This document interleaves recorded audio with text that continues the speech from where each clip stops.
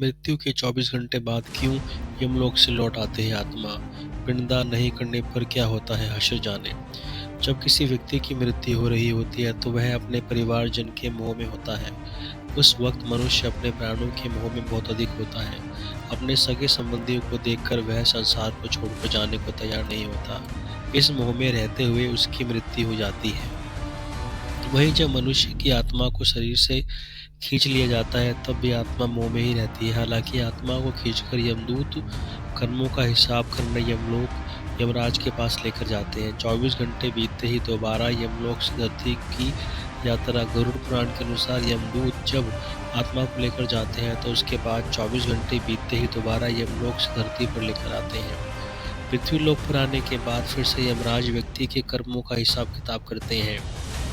वहीं इस दौरान आत्मा को 24 घंटे के लिए पृथ्वी पर विचरण के लिए भेजते हैं। आत्मा को उसके कर्मों के बारे में याद दिलाने और अगले जीवन के लिए तैयार रहने के लिए आत्मा को पृथ्वी पर भेजा जाता है।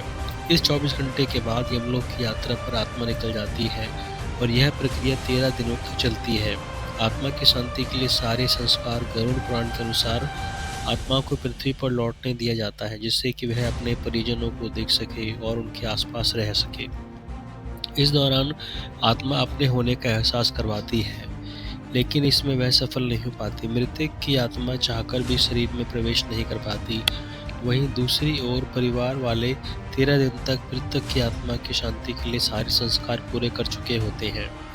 आत्मा की यमलोक की यात्रा। इन 13 दिनों के पहले आत्मा इतनी कमजोर होती है कि वे यमलोक की यात्रा नहीं कर पाती। अपने आगे की यात्रा करने के लिए 13 दिन तक वह परिवारजन अंतिम क्रियाओं द्वारा उसे ताकत देते हैं। 11वें और 12वें दिन उसका पिंडदान करके और 13वें दिन तक होने वाले ज़रूरी संस्कारों से आत्मा को बल मिलता है, जिससे उसे सूक्ष्म शक्ति और शरीर प्राप्त होता है। इससे आत्मा यमलोक की यात्रा कर पाती है। यमलोक की यात्रा पूरी करने में आत्मा को करीब 1 साल का समय लगता है।